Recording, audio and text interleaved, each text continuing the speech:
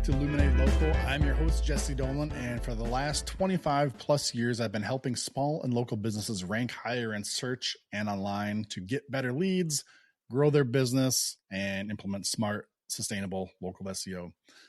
If you've ever sat down to write a blog post or a new page for your website and thought, okay, I'm supposed to do this for SEO, but how do I write something that will actually show up in search? This is for you. We're going to be answering the question, what is SEO writing? We'll cover what it really means, why it matters, and how to actually do it. And do it in a way that helps your content rank and reach your ideal customers, right? It's not just for the Google bot. This is for human beings too. So let's get into it. Okay. So you're sitting there, again, the local business owner, marketing manager, whatever your position is, you need to rank for keywords that matter to your business. You know that content is important. We've heard content is king, content is queen, right? Content. We need more content, but you don't have content targeting those keywords you want to be found for, maybe, right? Or worse, you've written pages maybe that you thought would rank for particular keywords, but they're not showing up anywhere. You're not alone. You're not the only one that has this problem. That's why we want to talk here today about SEO writing or SEO content writing. So here's the core problem. Maybe your site doesn't have the content it needs to rank for the keywords you want. You feel stuck because you're not sure how to write the content with SEO in mind. And what does that mean versus just writing the content in general, right? How do you apply SEO to this? How do you do SEO content writing? Content that Google likes, but also real people actually want to read. Again, this isn't just for the Google bot. This is for human beings too. We have to satisfy both of things here. So SEO writing may feel hard, may feel unnatural, and it may require you to think like a search engine and a human being at the same time, right? Again, we got to satisfy both. Bit of a weird combination, and I don't think it's taught very clearly out there. I'm not knocking anybody or anything. It's just something that when we talk to clients, this is always a subject that just really needs a lot of education. So that's what we're going to try to fix here today, or at least talk through on some of these points. So who am I? Again, I'm Jesse Dolan. I've spent 25 years helping businesses build content strategies and implement SEO that gets results. And here's what I've learned when it comes to SEO writing. It doesn't have to be a mystery. It's a skill, just like writing or creative writing or things like that. Some people are good, some people are bad. And like any skill, it's going to get easier once you understand the process and practice it. Okay. So let's walk through some things step by step. Before I get into that, though, I do want to read a review on this episode. If you've listened to any other episodes for Illuminate Local, you know that we read a review on every episode. Reviews are very important to us. That's the way we get feedback from you, the audience, knowing that these episodes are good, that they resonate with you, that our teachings are on point, and we're talking about the things that you want to learn, and it's all working good. So if you are so inclined, please go on out to illuminatelocal.com and scroll to the bottom. You're going to find a link for reviews there. You can read reviews. We're also going to have buttons for you to leave a review on any platform that you so desire. Facebook, Apple Podcasts, Google, whatever it is, illuminatelocal.com, scroll down and click on reviews. We'd love to hear from you. And if you submit a review, we're going to read it here on the show, just like this one from Carmela Hagen. She says, it's a great 5-star review from Google. Jesse demystified Google and local SEO in a clear and simple way to get my business and website to be top search results. Thank you for the great 5-star review, Carmela, and everybody else. Again, if you feel that same way, if we're bringing you that kind of value, we would love to get a review from you. In return, go to illuminatelocal.com, click on reviews. All right, back to the show. Let's break SEO writing into, I got 4 simple parts here that I'm going to kind of go off some bullet points that I've created. So step 1, part 1, item 1, however you want to say it, clarify why you're writing. Before you start typing, ask yourself, why am I writing this page? Or why am I writing this post? Or whatever, why am I writing this content? Most likely it's because you want it to show up in search. That means it needs to match search intent. Okay. Google does a great job of guessing if I'm a searcher, if I'm typing in something into search, Google does a great job of guessing what my intention is, right? Classic example I use all the time is wedding band, right?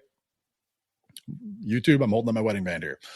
If I did a search for wedding band, does Google think that I'm looking for jewelry, or does it think I'm looking for a live band to play at my wedding, right? Now, as a searcher, Google knows a ton about me. It's been tracking me. It listens, it watches, it records my searches, everything else, right? And so it's pretty good at guessing my intent. But as the content writer here on the other end of the keyboard, you have to make sure that your intent on the content you're creating is very clear. And it has, because then Google can match it up with as a searcher, my intent, right? So are you answering a question? Are you promoting a service, explaining a process, showing a DIY, a how-to, right?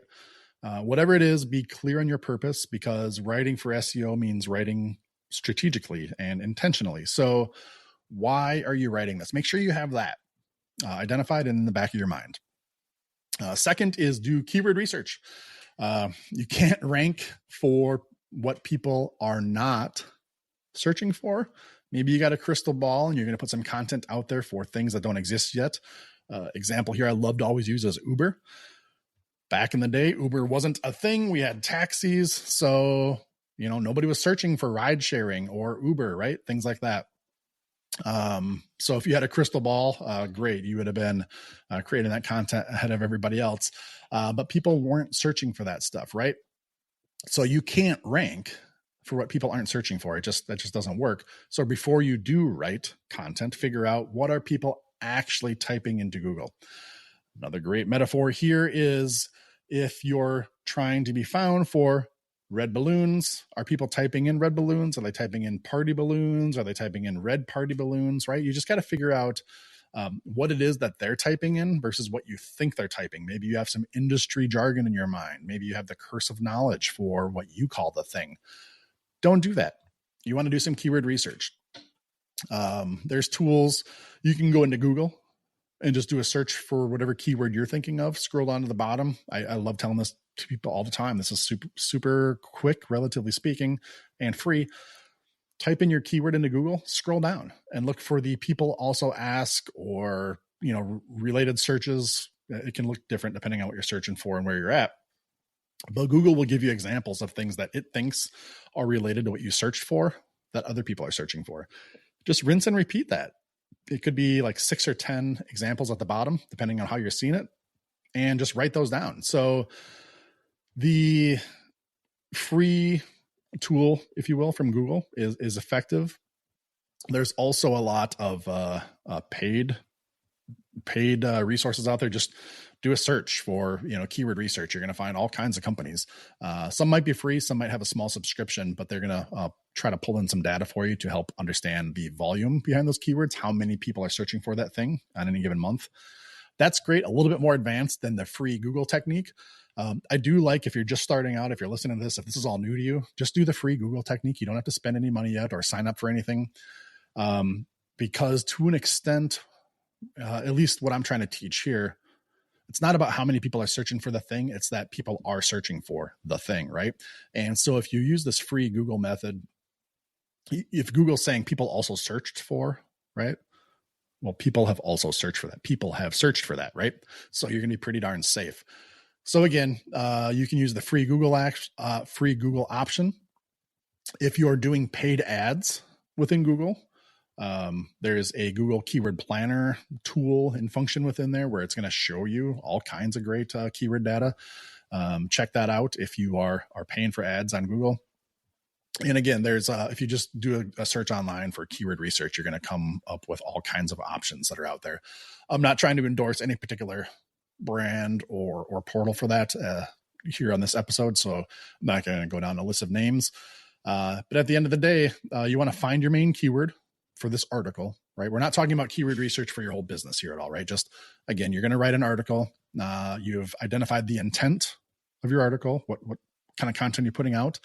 Now you want to make sure you identify what are some of the main keyword or keywords or keyword phrases. It doesn't have to just be one word, right? It can be a phrase. Identify those main keywords for your topic in your article, and gather any related questions, again, or phrases that are kind of around it, and make a list of those. That's going to be your roadmap for the things you want to hit on for your content and include in this article or post. That would lead us to the third part, which is incorporating these keywords intentionally.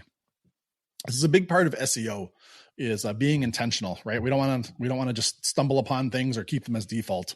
We want to be intentional with what we're doing when we want to craft our pages and our posts here. So once you know those keywords, here's where you're going to want to use them. Your page title.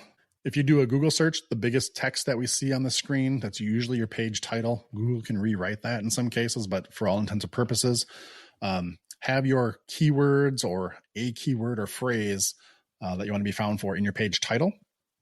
And then also in your primary headline, which is going to be, call it the H1 or headline 1. And that's like the big headline that should be at the very top of the page. You want to make sure you have keyword or keywords, keyword phrases in that as well.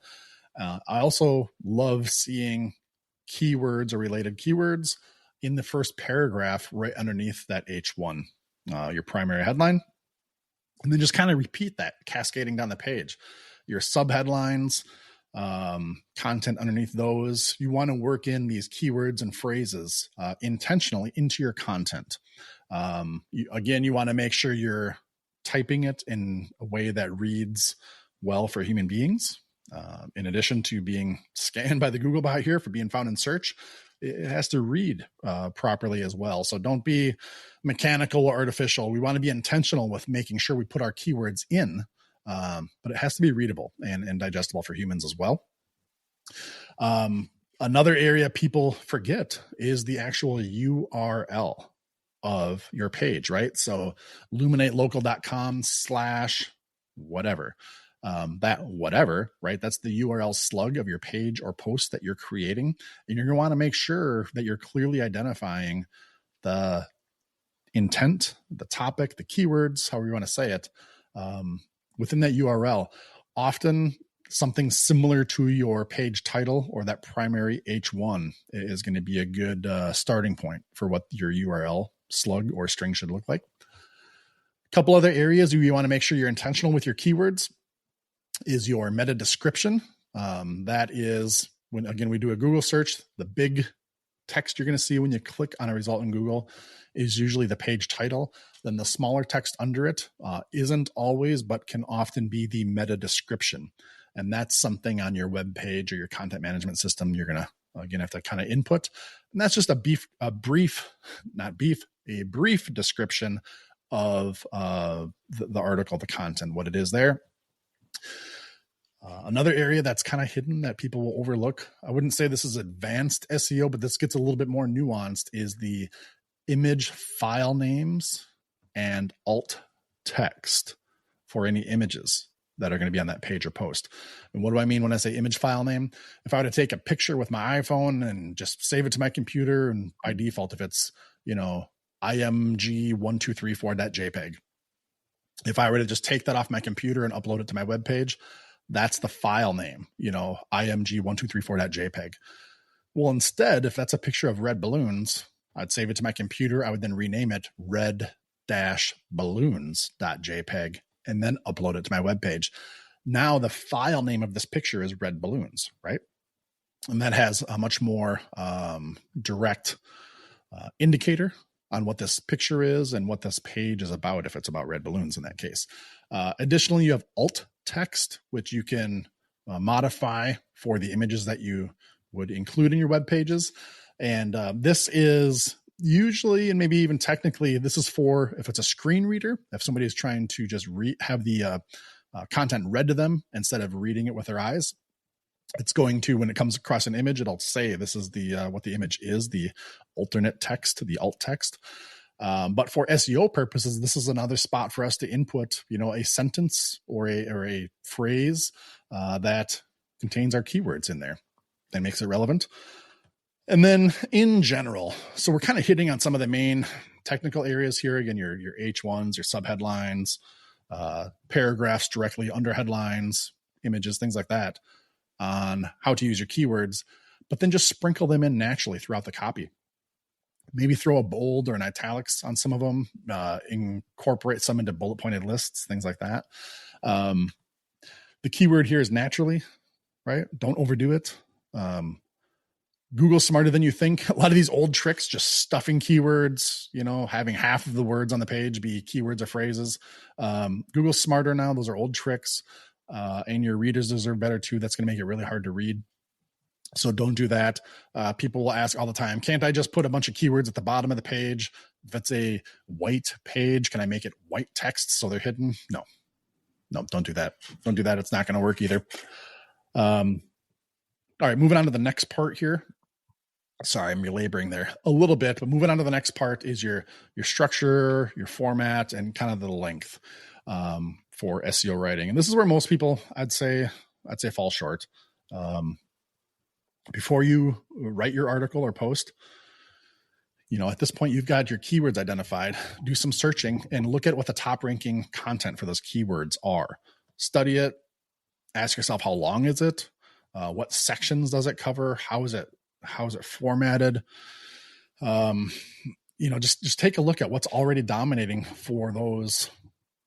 I should say, what tactics and what architecture and style are those pages using for what's dominating that keyword search, and then model your content based on what's already working. I'm not talking about copying it at all or plagiarizing or cloning it in any way, but understand if you're trying to write an article about, again, red balloons, and if you have 500 words of text written, but the top 10 articles all have 2,000, well, you're going to need more content, right? Because Google's favoring that. So do some searches, do some research, do a little reverse engineering, see what they're doing. How long is the content?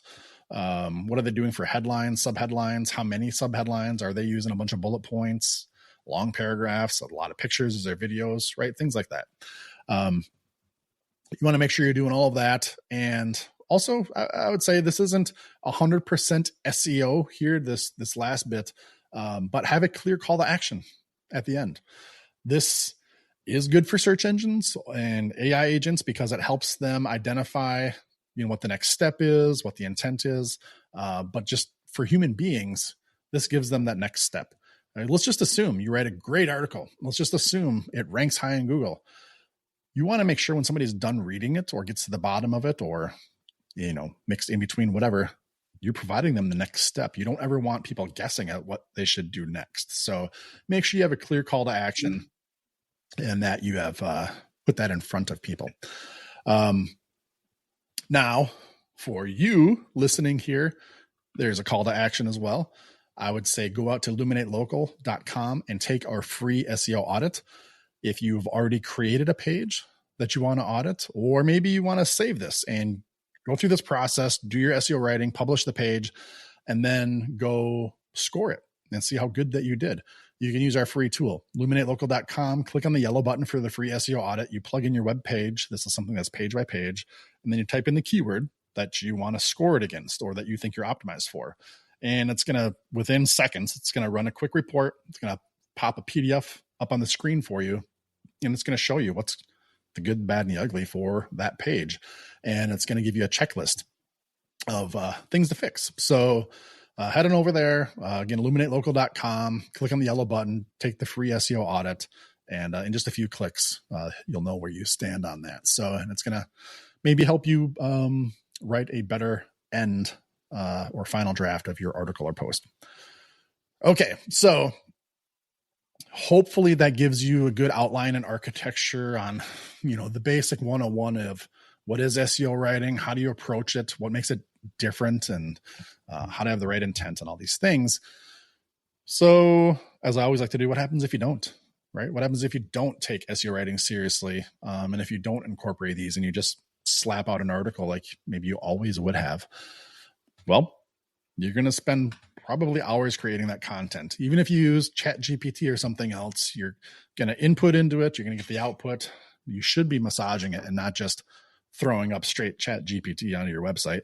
You're going to have some time into this, right? And then it may not rank, right? Never gets found, never brings in new business. Nobody ever finds it, doesn't get shared.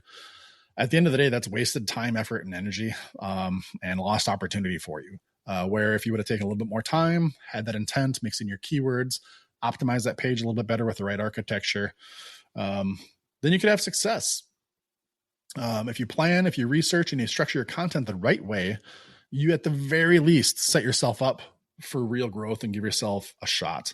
You can attract the right audience. You can rank for those keywords, the ones that actually matter for your business that you're targeting, and turn that content into visibility. I would say illuminate your content, right? Make it glow, pun intended. And anyway, visibility turns into sales, right? It's a math, it's a numbers game. The better content you put out, the more eyeballs that are going to get on it, the more eyeballs that are going to get on it, it's going to turn into sales for you. There we go. I think that's a good ending point for this episode. I hope there's some actionable items in there for you for SEO writing. It's different than just writing content, right? Or creative writing. It's that plus SEO. And if you do it in the right way, it's going to help you rank and then get found online. Don't forget to take our free SEO audit at luminatelocal.com. And if you have a question that you would like us to answer on this show, we love doing that. Just go again out to luminatelocal.com, scroll down to the bottom, click on the link for questions, submit your question. If we use it on the show, we're going to send you a free swag bag with some Luminate Local gear in there, which is pretty cool. So check that out if you are so inclined. Thanks for listening to this episode, and we'll catch you on the next one. Take care.